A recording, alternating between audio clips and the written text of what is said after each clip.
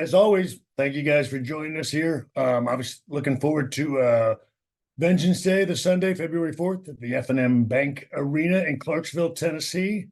The final PLE of NXT and the WWE of, right? No, this is before, before Mania. Yeah. So, anyway, just as always, just want to thank you guys for helping us out with these.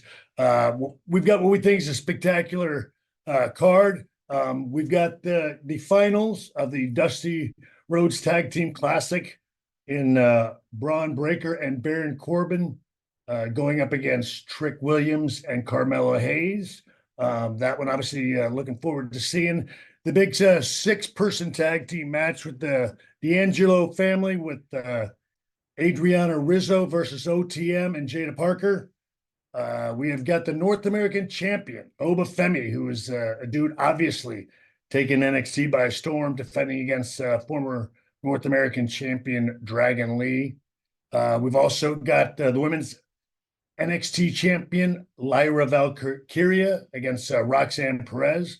And then, of course, the big one that everybody's looking forward to, the NXT title match with champion Ilya Dragunov, defending against the man who was working double time, Trick Williams. And everybody excited for Trick and everything that he's been doing here in NXT. So, look, Sunday's going to be a fantastic card for us. And obviously looking forward to hearing those questions and comments about the show. So guess we can get going if you'd like. Thanks, Shawn. We're now opening it up to questions. We kindly ask that you limit to one question each, and we'll get through as many as we can in the time allotted. If you do have a question, please use the raise hand function within Zoom. Our first question comes from Sean Ross Sapp. Sean?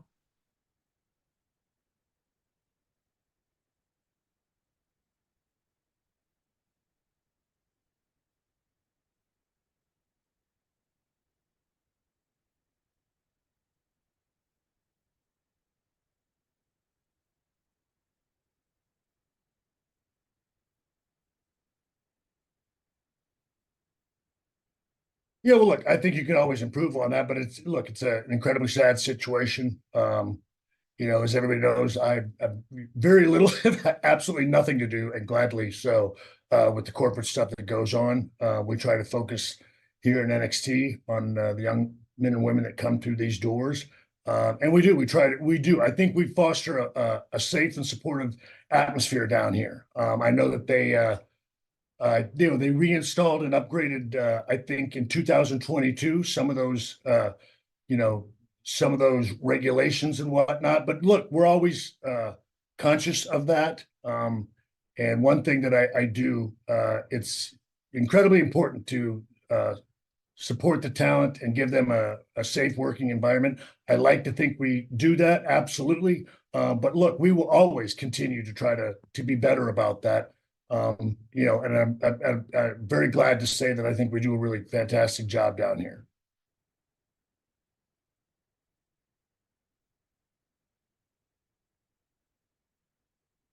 There's an uncomfortable lull in the situation. Is that everybody?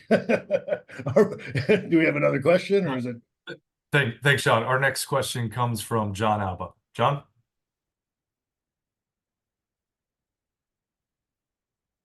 Trying. There we go. Sorry, was unable to unmute myself there. Thanks so much, as always, Shawn, for taking the time to follow up on Shawn's question there a little bit. Have you had any conversations with any of the talent or employees of NXT regarding the situation with Vince and how you guys are going to go about combating that going forward as far as promoting a positive working environment, especially as it pertains to women?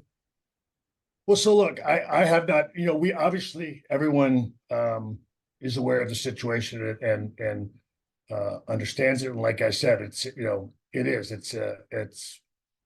incredibly sad situation. Look, I can sit here and go like, it sucks, but we have always, again, and I've mentioned it to you all in the past, that, we take that look, I take all of the youth that come through here incredibly serious because this is, it's a tough line of work regardless of what's going on. Just leaving home and coming here and pursuing your dreams is a big thing that we take incredibly serious here. We understand the young men and women that come through our doors, are impressionable. So we absolutely,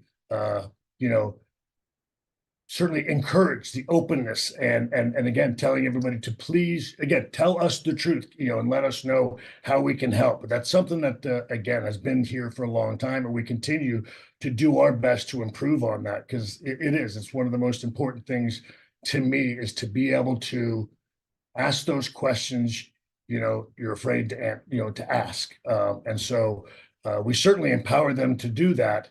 And give them the opportunity to do that. Right now, I feel like everybody really is. I feel like everybody, and I know it, I don't know, I'm honestly not trying to spin it, coming off a Royal Rumble weekend and even going into Vengeance Day, I think the talent in the WWE and in NXT as a whole are extremely excited about the future. And look, I know we are as well.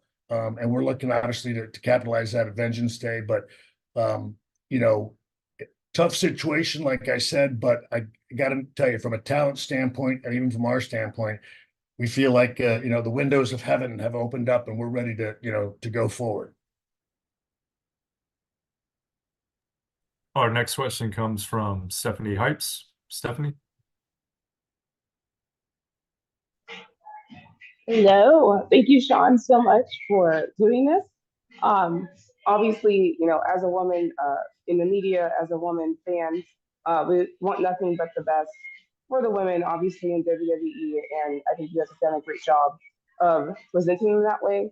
Do you guys already have things in place to make sure they have a safe space to come to for you or someone in the back if this was to come up again? We absolutely have all those policies in place. And as I say, we upgraded them in 2022. I have no doubt. Look, and know that they're going to be looking at continuing to improve those, but we absolutely do. We have, numerous people that our medical team, has outreach to go to outside of, especially even outside of the performance center, because we do understand that I can look at a talent and, my head writer and our coaches, as they do, we can tell them, to tell us the truth or, express to us what's going on. But as you know, again, they may not feel comfortable doing that. So yes, we also provide, help outside of here as well, and have people that we can, that we work with to again, get them in what we feel like is a complete objective environment and not even associated with NXT or the WWE in that respect. Again, because we do, it's something, especially here.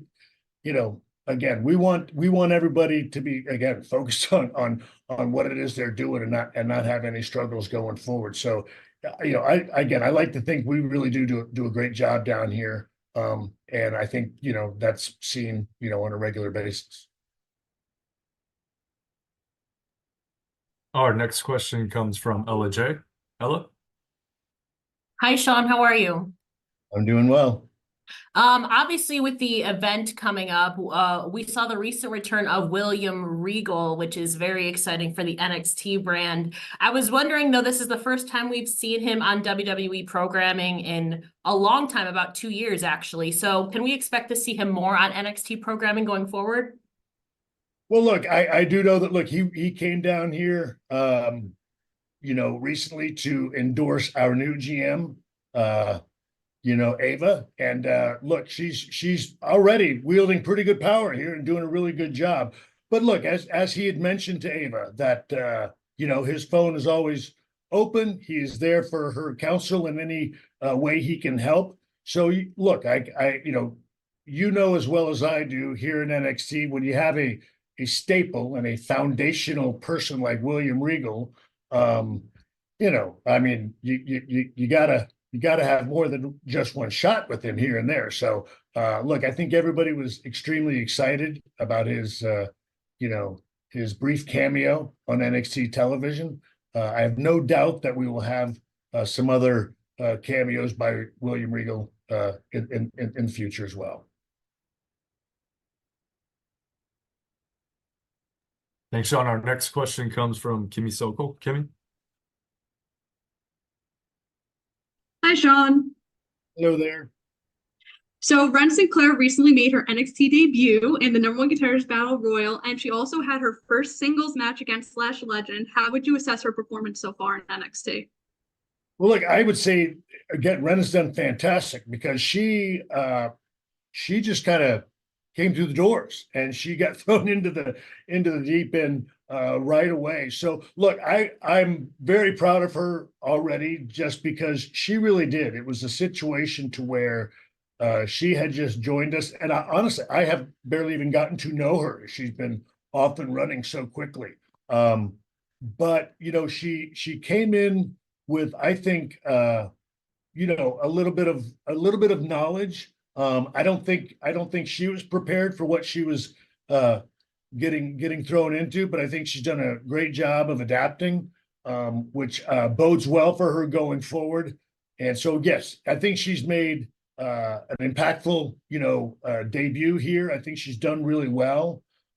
She's had a challenging, I don't know, situation put forth before, and she stood up to it. So yeah, no, we're very proud of her. Again, very quick progression here in NXT, and I hope she's excited about it because again, it's one of those things where we weren't expecting it, so I know she wasn't expecting it. You know, to be going this soon. So we're really proud of her. And I think she's, you know, it's one of those things. That's what we do here, right? This is developmental. I mean, and this is something that, you know, Ren Sinclair is sort of the epitome of that. I think she was with us for maybe 2 weeks, and boom, she was on live television. And you're going to watch her grow from this point going forward. I think it's going to be a fun ride and a fun journey, not just for her, but for the people watching as well. Our next question comes from Matthew Aguilar. Matthew? Hi, Shawn. How are you? Thank you so much for doing this. Very good. You know, NXT had a big presence at the Royal Rumble with Roxanne and Mello and Braun and Tiffany, all I feel like getting big moments and showing out, especially Braun and Gunther and that whole moment. What did you think of those moments in the Rumble for them and what it does for them, spotlighting them moving forward in their careers? Well, look, obviously huge for them and huge for NXT. As always, I have a tendency to look at, again, I guess as I was telling them the other day, because again, after that, you know, I had to pull them in Monday and look, I'm so proud of all of them. You know, Braun and Mello and Tiffany are sort of, again, sort of I don't know, the foundational people that we built this around from certainly my beginning. And it's been just a heck of a journey with them. And so I now know, I think, how Hunter feels all the time watching, again, a locker room full of his NXT guys just doing such a fantastic job out there. You really do. You're so proud of them. And you know, to your point, I think everybody had really fantastic moments. It was fun and enjoyable for them. It was everything you wanted it to be and everything I think they hoped it would be. And that's always, you know, the best. And look, I'll never get tired of, you know, having Mello and Braun look at me from across the room and just come walking up and like, you know, kind of, you know, and hugging them after doing such a fantastic job. It's the reason, I don't know, it's the reason that I do this when you get to watch them and the look on their face.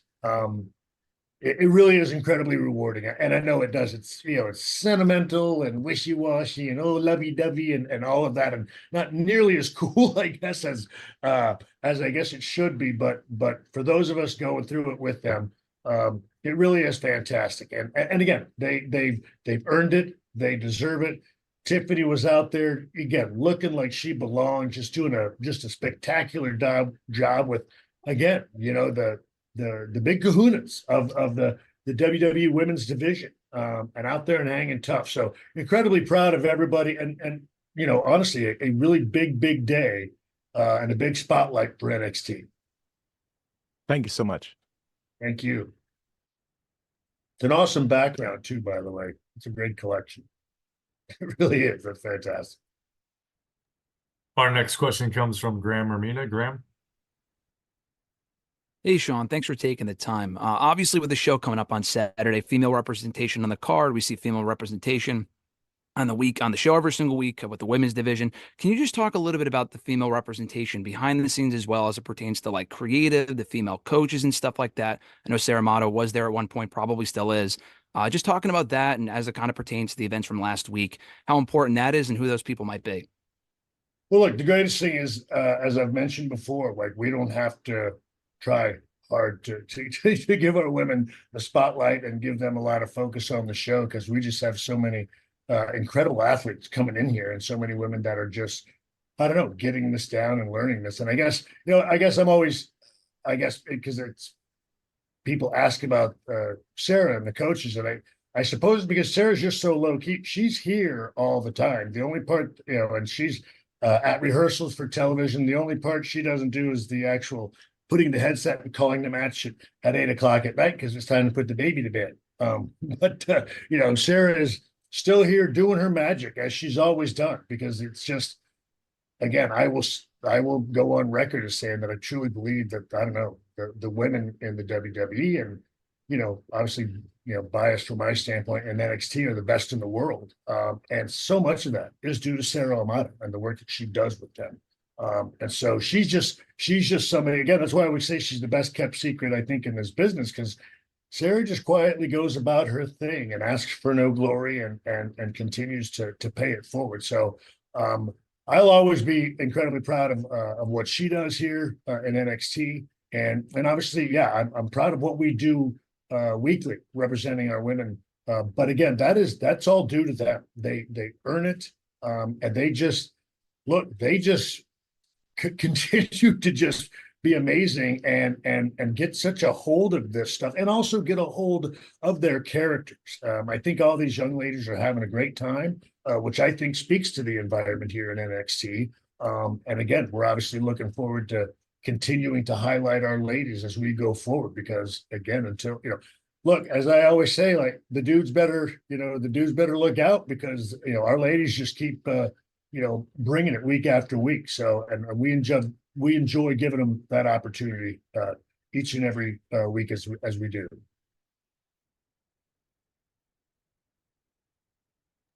Our next question comes from Bill Pritchard. Bill? Hey, Shawn, how are you? Well, so I wanted to follow up on one of the comments you made earlier about upgrading the policies, the conduct policies in 2022. I was wondering if you could maybe highlight what some of those changes were compared to the old policies, and do you anticipate upgrading them again in light of the allegations and lawsuit against Vince McMahon? so look, I will be forthcoming and honest with you. I could not sit there and give you, I could corporately memorize, I guess, and if you would like, I will find it and read it off to you. But I think the rest of the call might be mad at me. no, but I'm just saying,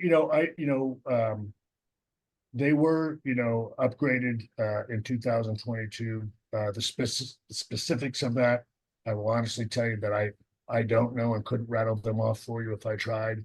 I can tell you that again, I have a daughter that comes here every week, and it's I will do anything I can to take care of the men and women that come through these doors. I want this to be an environment where they can feel comfortable and just allow them to focus on the job and the dream that they've entrusted us of trying to provide for them. When everything's said and done, that's what we are going to do here. I will, do anything again in my power to make sure that happens. I won't lie, I could care less what anybody puts down on a piece of paper, and not to imply that I don't care about it. It's just, I feel like if it's done genuinely and sincerely, looking out for our talent, nothing is more important than that. As long as everybody in this building understands that, and if they don't, you know what I mean? The consequences are what they are. and they're going to be gone. But again, from my standpoint, I want all of our talent treated with respect that they deserve and that they've earned. Thanks for your time. Yeah. Our next question comes from Adam Silverstein. Adam.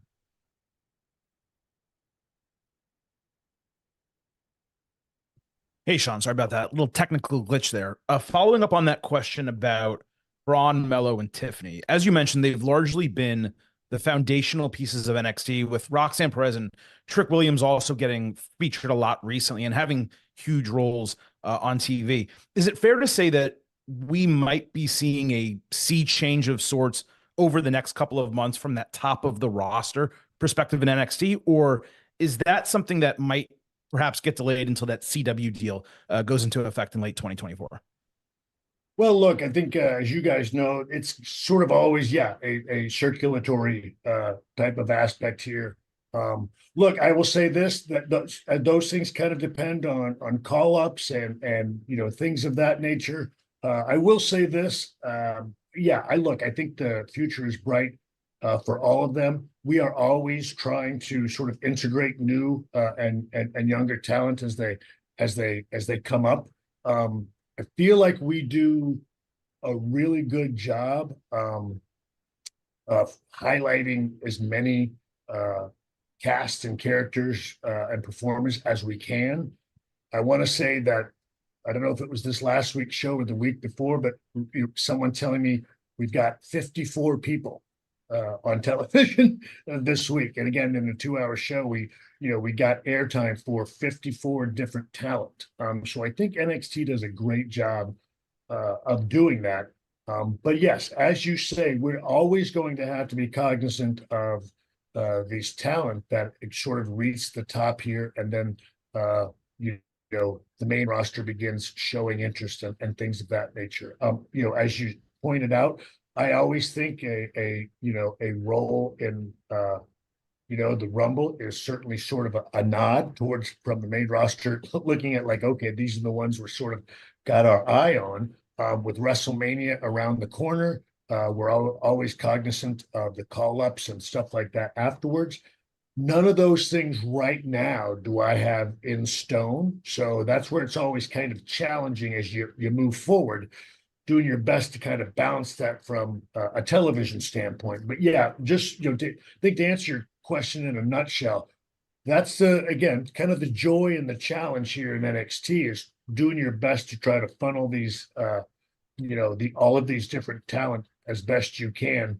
Always understanding that our job here is to lose talent. And again, that's a dynamic here that makes NXT probably different than any other brand out there. Is as you come to the top of NXT, you are expected to move on. So cognizant of that, it's that time frame where we're looking at that. So yes, as you see new talent come in, that is certainly the mindset behind that. Thanks, Shawn. Yes, sir. Our next question comes from Steve Hall. Steve? Hey, Shawn. Thanks for taking time. Pumped for this Hello, weekend. Steve. What the baby's doing? I got my son here, all right? I got one of my kids. Does that satisfy you? It's always okay with me. I'm in my living room, not a good background. But though this past weekend at Royal Rumble, Jordynne Grace from TNA made an impact, pun intended, on the match. Do you think that more TNA talent could come into NXT and have possibly a Worlds Collide event? Well, look, I will say this, and it's one of those things where the friendship with Hunter and I sort of gets, gets tough to balance, because I've always sort of seen her from afar, and I've always wondered, I don't know, but what if, she'd be interested, coming to NXT or coming to the WWE, but never, my fault for never reaching out, because I assume if you're with another company, that's not allowed, right? So, but it was great to see that door possibly opened and be able to, I don't know, think about. So yeah, to answer your question, I think some things that probably we were never even allowed to consider or look at in the past is at least something that we can begin to look at and think about in the future. I for one, am very excited about that. Again, but those are, once again, those are things, on a corporate level that I don't, get to say so in, but very excited about that possibility. To your point, just again, to be able to look, there's a number of different talent out there in different places at TNA, in Japan and AAA, things of that nature, to where, gosh, it'd be great to get some of those really experienced people to come in here and swing by NXT for a little bit. But again, above my pay grade to answer, but I'll tell you this much, really interested in the possibilities. And it certainly looks like, again, every time I get mad at Hunter, I go like, oh, it's okay for you, but it's not okay for us. So hopefully that's not a real corporate angle, but I try to use that as often as I can to see if I can get my way down here. But so it's certainly something I'm going to ask about in the not too distant future. You bet. Our next question comes from Alistair McGeorge. Alistair? Hi, Shawn. How's it going? Doing well. Good, good. I wanted to mention CM Punk. I know you've had him down there sort of very recently, and I was just wondering, once the dust has kind of settled with the injury he's now going through, during his recovery, do you envision, would you be interested in having him down there in a slightly more prominent role, whether it's learning the ropes at the PC, helping coach there, or even helping with the creative side in NXT? Well, look, he's been down here quite a bit. He's talked about, again, during his PT, doing it down here and coming by. As he and I have, we've now had the opportunity to speak quite a bit lately, which has been fantastic. He knows these doors are always open to him. I understand, again, he's still got a career, again, that he wants to pursue, and sort of, I would imagine, like all of us, we sort of get into that time when we feel like, well, we'd love to end it on our terms, and he's the one that is going to determine that. But yeah, he is, as we've said, he's welcome here anytime. I think he will, take us up on that. That is of no knowledge, is my personal opinion. And look, I think I know the talent enjoy having him here. It's a different perspective than what they get here on a weekly basis. I think that's healthy. And the more times you can have people coming in and maybe giving them a different, thought process or insight on something. I don't know. I don't ever fear that kind of stuff. So looking forward to, again, the possibility of talking about that. And then, as far as when it comes to roles and stuff like that, I'd imagine from his standpoint, again, pure speculation, on my side, he wants to probably, right now is his focus is getting healthy, then getting back in the ring, and maybe way back in there what he wants to do after that. But he knows that we're just a phone call away or a text away, and and he's got my number. So obviously welcome here anytime.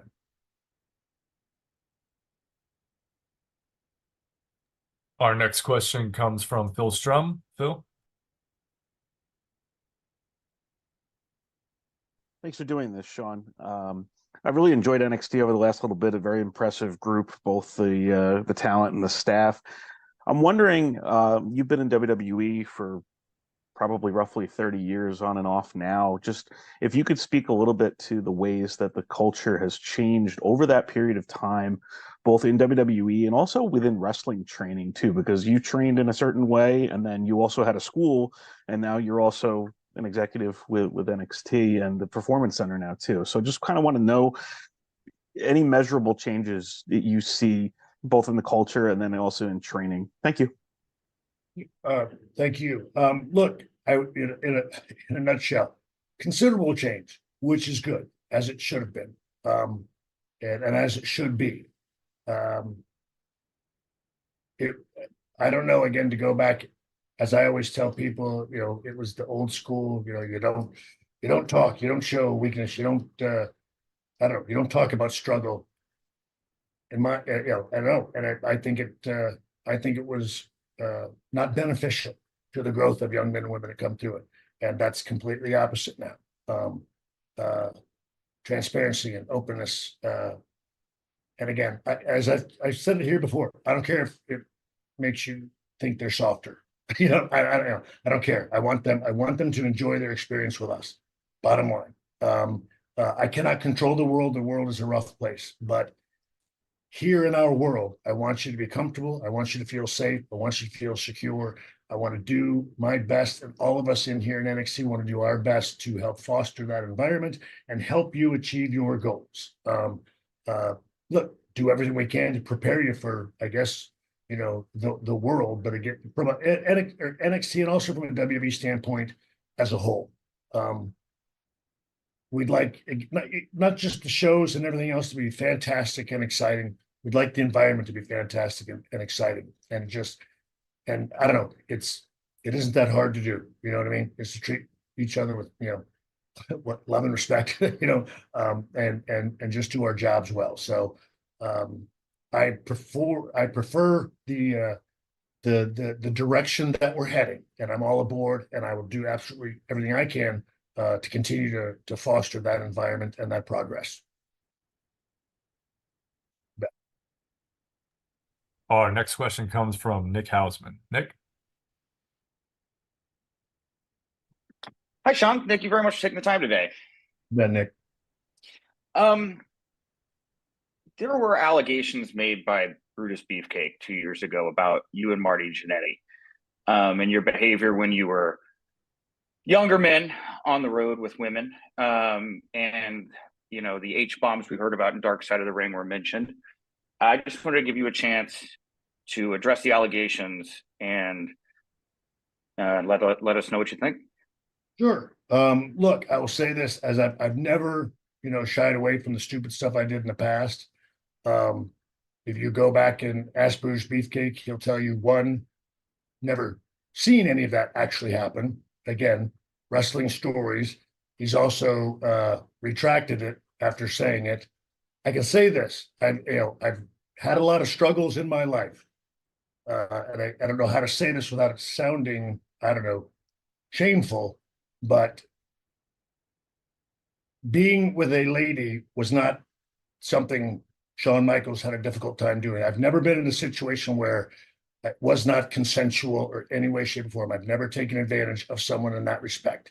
Those things are done for two reasons, and I've had a lot of counseling in my lifetime. And and the reason you do that stuff is because you dislike women or you have power issues.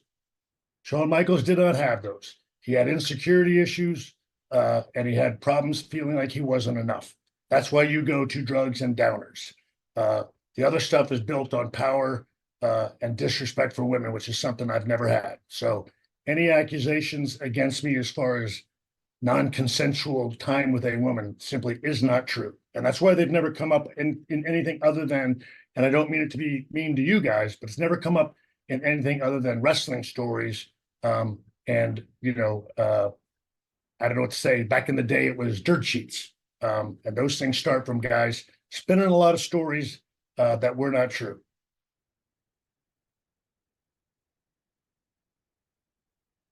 I hear you saying thank you, but it wasn't on. So my pleasure, Nick. Our next question comes from Rick Ucchino. Rick?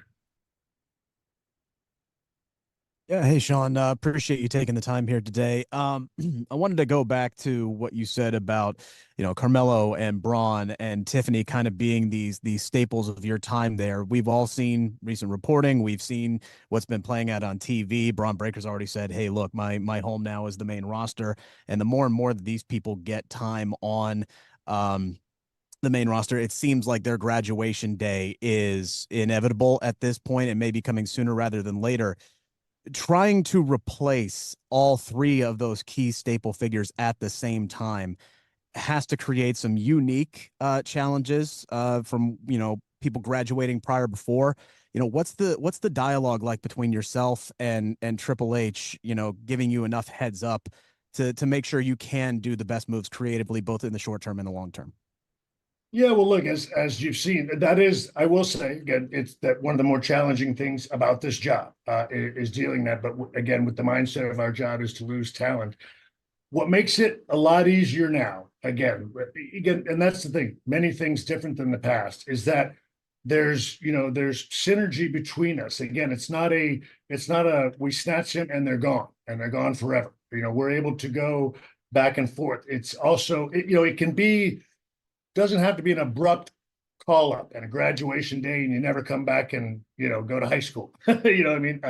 This is something where we can still go back and forth and make it a little bit more of a fluid call up situation. So look, I think that's one of the biggest ways that it makes it a little easier for us. But look, it's still the challenge. And I'll say, look, still one of the, again, the challenging parts of this job, as you say, is just taking people that were so, like you said, we've built it, around them and just slowly transitioning that, to other people. But that's what we're in the process of doing. But the easiest thing, again, is the dialogue that we do have. Again, simply putting it that way, dialogue, which, hasn't always been there in the past. And now it is. So again, tons easier than before. Thank you. Thanks, Shawn. Our next question comes from Najir Chambers. Hello, Najir Chambers from Big O Belt Media. I'm piggybacking right off of that question. As you talk about the dialogue, what were some of the issues that you and Triple H have identified in terms of that transition?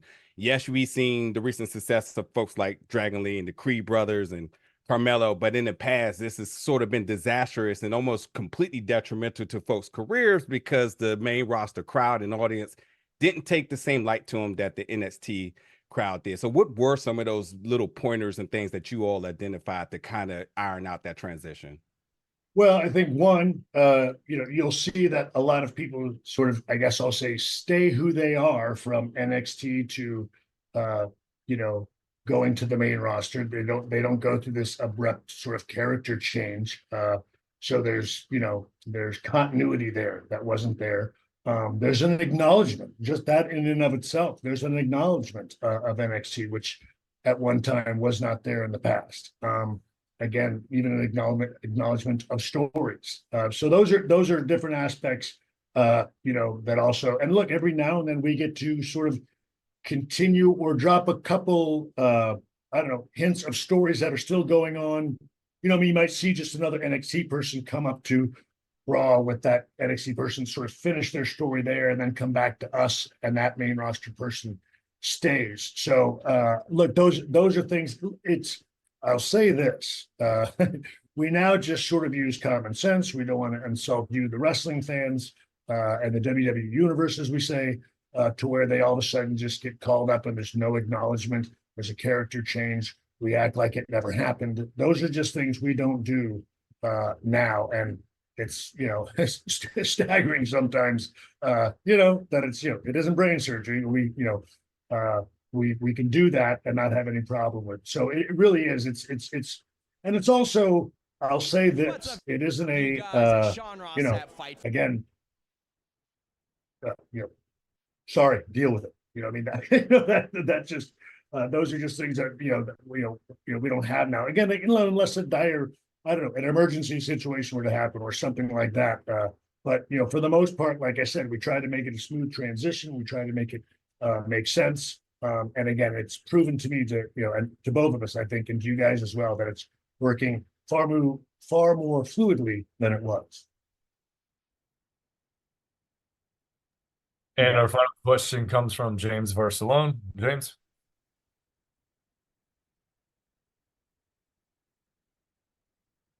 Okay, thank you. Really looking forward to the Dusty Tag Classic. Both teams in the finals. I think there's interesting stories with both teams.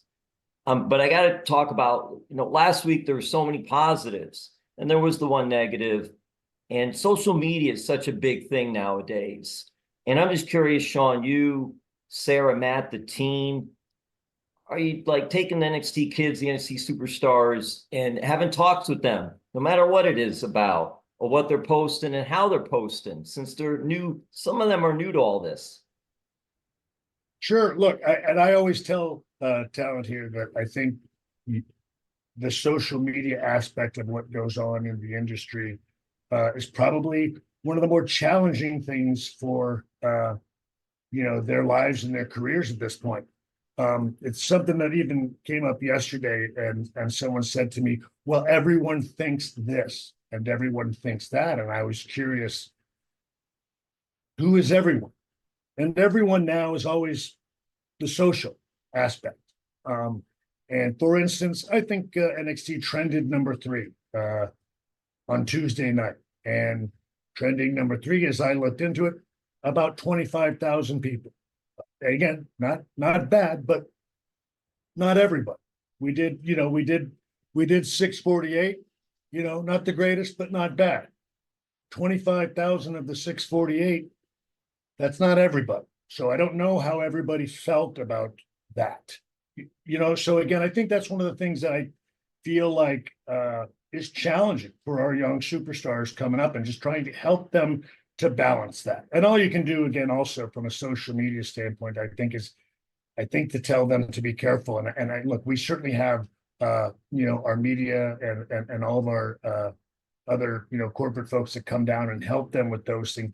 They do their best to help them in that respect as well. But I will say, look, I think it is. I think that's one of the more challenging aspects for them going forward. For us in our day, again, it was. Again, I don't know any other way to say it. There are numerous stories. There are things, again, I can take accountability for the things I did in the past. I'm just not going to do and take accountability for the ones I didn't do. And there are numerous ones out there that simply did not happen. I've stood next to people where we watched the same thing happen and listen to that guy tell a totally different story. So again, that's and social media is sort of the same way in that respect. Again, not everyone is like that, but that's in our world now. We sort of qualify that social media world as everyone, and the best thing that we can do, again, is help our superstars balance that, and I don't know, and do our best, again, not to let that affect them too negatively, I guess, going forward. And that goes back to just trying to foster a positive atmosphere around here, which is what we try to do. Thank you, Jim. Thanks, Shawn, and thank you all for joining. We'll end with final comments from Shawn. Yeah, again, thank you guys. I will say this, you guys, this is I don't know, I guess for me, I won't lie, it's the toughest one I've ever done. I'll say this, I understand and appreciate y'all doing your job, and you have to do that. I won't lie to you. It is, I don't know. I'm not corporately trained, guys. Never have been.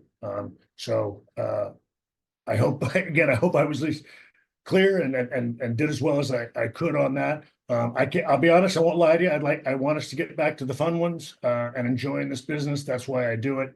But again, I appreciate you guys. You got to do your job, and I'm not, it's not fair to you get mad, for me to get mad at you about that. So again, I appreciate you guys. Once again, I hope, after this, hope we can talk about Vengeance Day. Hope we can focus on, the future of NXT and incredibly talented young men and women that are coming up in this industry. I think there are tremendous times ahead if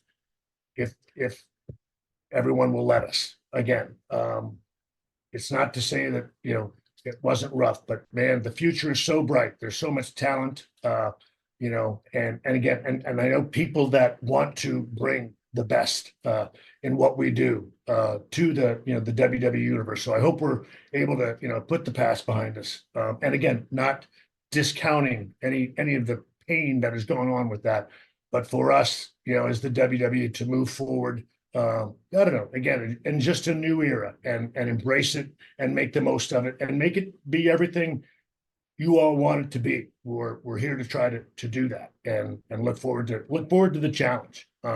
So anyway, thank you guys very much. Guess I'll end with Vengeance Day, Sunday, February 4th, streaming on Peacock. Hope everybody will tune in, and thank you guys very much, and ladies as well.